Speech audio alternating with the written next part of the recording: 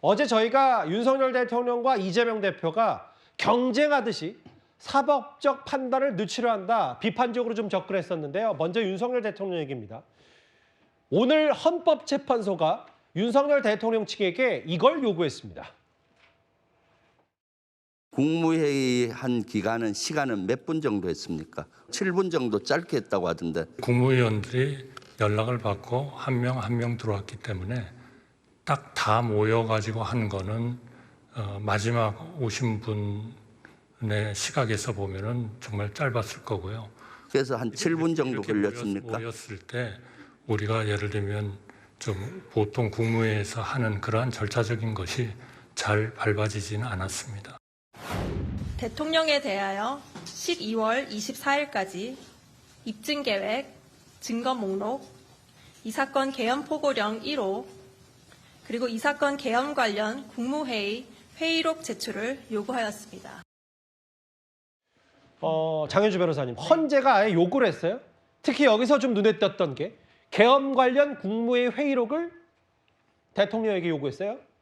그렇죠. 이게 이제 헌재에서 준비 명령이 나온 건데요. 아마 27일에 변론 준비 기일 절차가 잡혀 있기 때문에 그 전에 준비 명령을 발동해서 소추위원인 이제 법사위원장과 국회 법사위원장과 그리고 피소추인인 대통령 측에게 각각 준비 명령을 내려서 자료를 좀 내라고 하는 것 같습니다. 그래야만 27일 전에 좀 자료를 받아서 헌재에서도 쟁점을 좀 정리해 볼 수가 있을 것 같고요. 그래야만 27일 변론 준비 기일 절차에서도 좀 더 실질적인 논의가 가능하기 때문이라고 보입니다. 따라서 준비 명령이 발동되는 것 자체가 헌재가 이 탄핵 심판 절차를 신속하게 진행하고자 하는 어떤 의지가 보인다라고 평가가 되고요.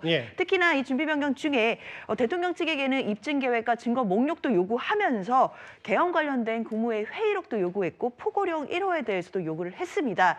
이 자료들은 이 비상계엄의 요건이 적법했는지에 대해서 판단하는 데 굉장히 중요한 역할을 하는 자료들이거든요. 일단 국무회의 회의록, 그러니까 국무회의의 심의가 당시에 있었는지는 비상계엄의 절차적 요건을 따지는 데 있어서 중요한 요소가 될 것이고, 그리고 포고령 같은 경우에는 거기에서 국회 권한을 침해하는 내용들이 있었기 때문에 이것이 헌법 침해이냐를 따져볼 수 있는 굉장히 큰 자료가 됩니다.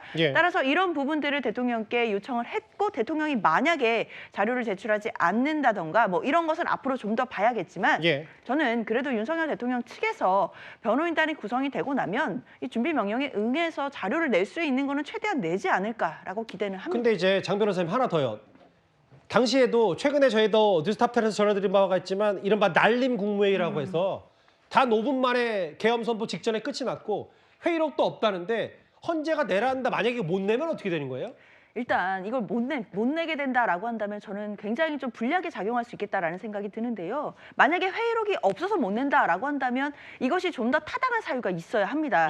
그냥 단순히 회의록이 없는 것뿐만 아니라 당시의 국무회의가 지금 많은 국무위원들이 이야기하는 것처럼 사실상 날림으로 뭐 몇 분밖에 이루어지지 않았기 때문에 형식상 국무회의가 이루어졌지만 실질적으로는 그 회의가 없다라고 판단되게 된다라고 한다면 그렇다면 헌법상 정해져 있는 절차를 또 흠결한 것이 될 수밖에 없습니다. 따라서 그렇다면 이 비상계엄의 실질적 요건도 따져보고 형식적 요건도 따져보겠지만 일단 형식적인 요건 자체에서 흠결됐다라고 한다면 절차적으로도 타당한 것이 아니기 때문에 탄핵 심판에서 탄핵 어떤 요건이 될 수 있는 충분한 사유가 될 수 있다는 점에서는 저는 대통령 측에게 불리한 사유가 될 수 있다고 생각합니다. 근데 그 대통령이 분명히 이제 본인이 탄핵안이 국회 문턱을 넘은 이후에 본인이 뭐 탄핵이든 수사든 그 전부터 당당하게 맞설 거라고 얘기했었는데요. 윤희찬 부위원장님.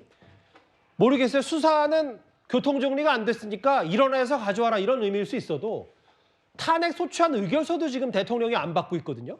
왜 안 받는 거예요? 안 받고 있는지 받고 있는지 확인이 안 된 거죠. 정확히 말씀드리면. 왜냐하면 지금 이제 소추 의결서 송달하고 그다음에 준비기일 절차 회부했다라는 통지서하고 답변서 내라는 것 등을 통지서 등을 세 가지 방법으로 이제 송달했다고 해요. 헌재에서. 첫 번째는 인편으로 송달했는데 행정관이 일단 받았는데 수령증을 안 써줬다는 겁니다. 그거 왜 안 써주는 겁니까? 그건 이제 행정관한테 물어봐야 되겠죠. 두 번째는 이제 전자우편 방식으로도 가요. 근데 그건 비서실로 가거든요. 이메일이요? 이메일을 대통령께 전달됐는지가 확인이 안 되는 거예요. 그거는 이제 예를 들어서 헌재에서 전화해가지고 비서실에 이거 대통령한테 전달했습니까? 라고 확인 절차를 안 했다는 거고요. 세 번째는 우편 송달인데 이 세 가지를 동시에 했다는 거예요. 우편 송달은 아직 송달 중이다. 특급 우편이기 때문에. 그러니까 결국은 아까 말씀하신 그 행정관이 왜 안 써줬는지 그 이유는 좀 궁금하지만 예. 그 인편 송달 이외에는 아직까지는 대통령이 이걸 거부했다라고 판단할 정황은 안 보인다. 그래서 특별히 거부할 이유도 없어요. 왜냐하면 이게 이제 물론 시점이 뭐 받은 날로부터 일주일 이내에 답변서를 내야 되는 이런 시점은 있어요. 기산점. 그런데 전자문서 송달 같은 경우에는 이제 확인이 만약에 안 되게 되면 일주일이 지나면 이제 송달 간주가 돼버려요. 그러니까 굳이 다른 송달을 늦추거나 거부할 이유가 없다. 그래서 개인적으로 보면 저 부분은 약간의 좀 오버 해석이 아닌가라는 개인적인 생각을 하고. 근데 누군가는 또 일주일 동안 또 시간 끌어서 어차피 받을 건데 그리고 무슨 뭐 종로 헌재에서 용산까지 아무리 특급 비판 보낸다고 뭐 우리나라가 그렇게 큰 것도 아니고 이게 왜 헌법재판소 소추한 의결서 정도는 뭐 바로바로 받아야 되는 거 아니냐는 얘기 때문에 제가 추가 질문 아니 그 드리는 우편 시스템의 문제인지 모르겠는데 예. 헌재에서 밝힌 거예요. 예. 우편 송달은 현재 송달 중이다. 이렇게. 근데 오늘 이런 보도가 있었어요. 오늘 또 공교롭게도 지금 직무정지 상태인 윤석열 대통령의 64번째 생일입니다. 오늘 대통령이. 지금 한남동 관저에서 머물고 있는 대통령의 생일. 근데 오늘 일부 보도가 나왔어요. 이렇게 뭐 수치도 거부하고 답변도 없고 헌재가 보낸 의결서도 안 받는다. 그런데 일부 보도에 따르면 지지자들이 보낸 꽃다발은 받고 있다. 뭐 이런 보도가 나와서 저희가 방송 직전에 한번 팩트 체크를 해보니까 확인이 안 된다고 하는데 일단 용산 그 대통령실 관저 앞에 지지자들이 많이 꽃다발을 보낸 건 사실이에요? 네, 그 꽃다발 늘어서 있는 거 저도 지나가다 한번 봤습니다. 예. 그것이 이제 그 공식적으로 수령한 것인지 뭐 그것은 잘 모르겠습니다. 어쨌건 지금 대통령의 판단 때문에 우리 군의 많은 지휘관, 주요 지휘관들이 구속이 돼 있고요. 많은 젊은 군인들, 그 당시에 출동했었던 젊은 군인들이 트라우마를 겪고 있다고 합니다. 그런데 뭐 그런 상황에서 대통령께서 무슨 생일 축하 행사를 하고 꽃다발 받고 좋아하고 그러지 않았을 거라고 생각합니다.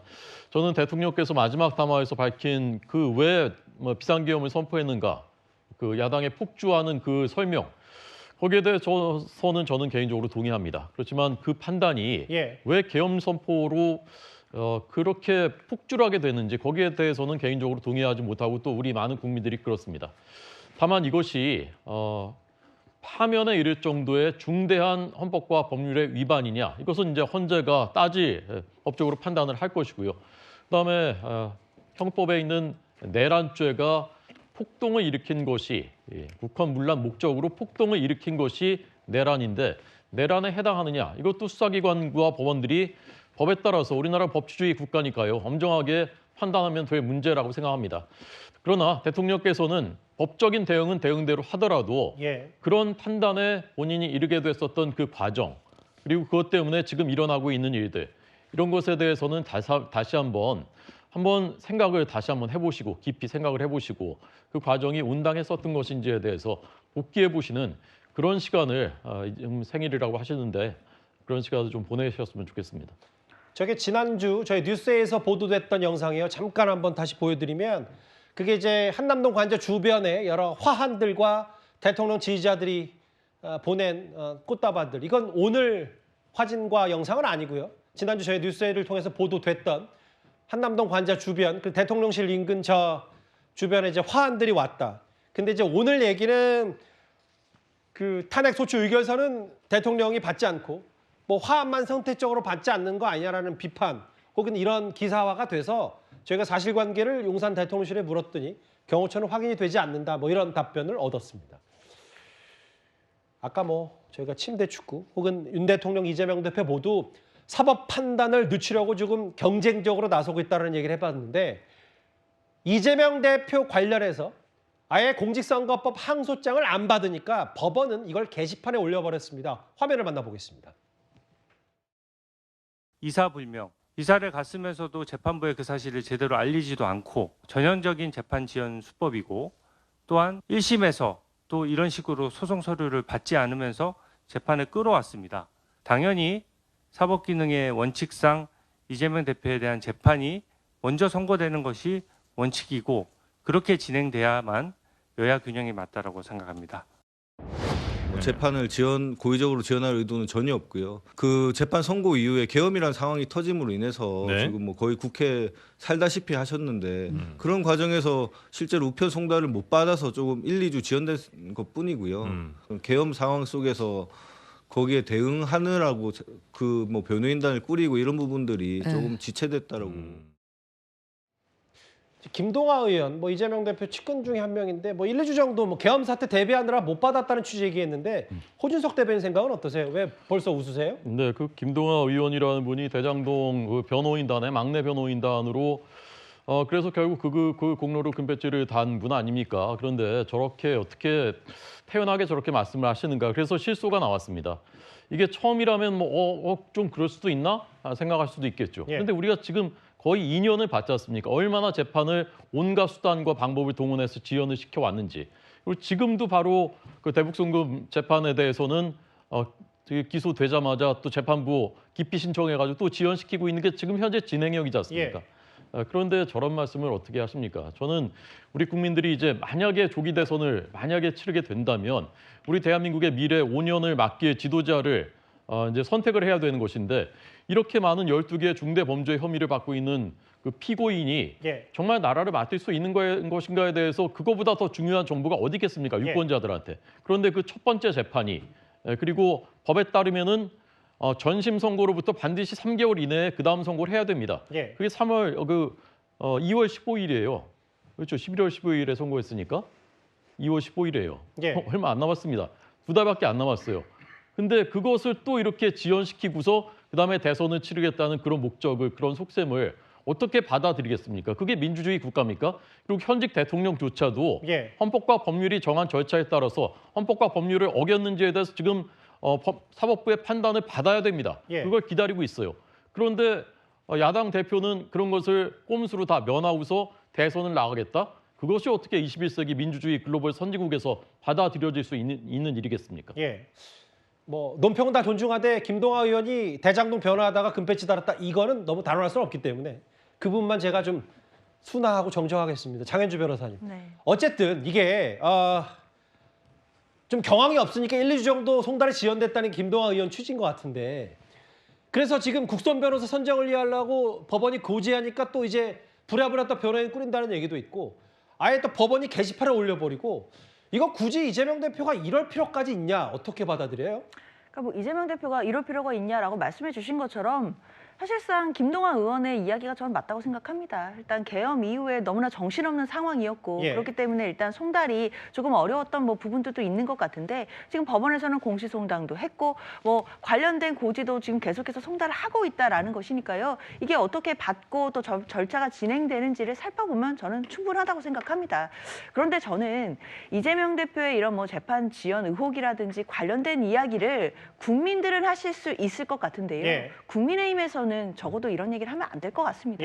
지금 현재 대통령이 탄핵과 관련된 여러 절차에서 서류들을 제대로 송달받고 있는지 또는 수사기관의 어떤 그런 소환 요청에 대해서 제대로 응하고 있는지 이런 부분에 대해서 논평을 함께 한다면 모르겠지만 이런 부분들은 저는 윤석열 대통령에 대한 것은 대통령에 대한 대로 그리고 이재명 대표에 대한 사법 절차는 사법 절차대로 별도로 국민들이 판단하시고 국민들이 선택하실 문제라고 생각합니다. 근데 저는 여당이 아니어서 전 말할 권리가 있는 것 같아서 한번 반론을 드리면 그거잖아요. 계엄과 어떻게 선거법을 같이 놓고 둘 다 침대 축구하냐고 하지만 계엄은 계엄대로 만약에 탄핵됐으면 계엄 수사받으면 무기징역이랑 사형이라면서요. 그럼 그거대로 법적하는 거고 공직선거법은 그거보다 만약에 누군가가 가볍다고 하면 그건 또 이제 뭐 피선거권 박탈이나 이런 걸로 보면 되는 거니까 아예 별개의 문제 뭐 이런 것도 아마 염두에 두시고 하실 것 같아요.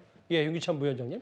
이제 뭐 민주당에서는 이제 대통령에 대한 만약에 송달을 늦게 받는 부분은 뭐 비판할 수 있어요. 그럼 저희도 이제 민주당이 이재명 대표를 비판한다면 사실 저게 계엄 엄중한 상황에서 바빠서 못했다. 이거는 좀 믿기가 어려운 게 사실 변호인이 다 챙겨요. 1심 변호인이 절차 진행 관련된 거는 다 코치라고 다 체크를 하거든요. 근데 그중에 제일 눈에 띄는 것은 이사불명인 것이고 또는 폐문부제 이렇게 2번 못 받으신 거는 사실은 이게 과실이라기보다는 좀 고의성이 짙다라고 이제 실무를 해본 분들 입장에서는 평가가 될 수밖에 없죠. 어쨌든 저 통지서든 헌법재판소 의결서든 그러니까요. 두 사람의 손에 안 간 건 맞는 것 같아서요. 알겠습니다. 비판받고 있는 얘기까지 누가 더 늦게 하냐 뭐 이런 부분에 대한 얘기까지 하나하나 만나봤습니다.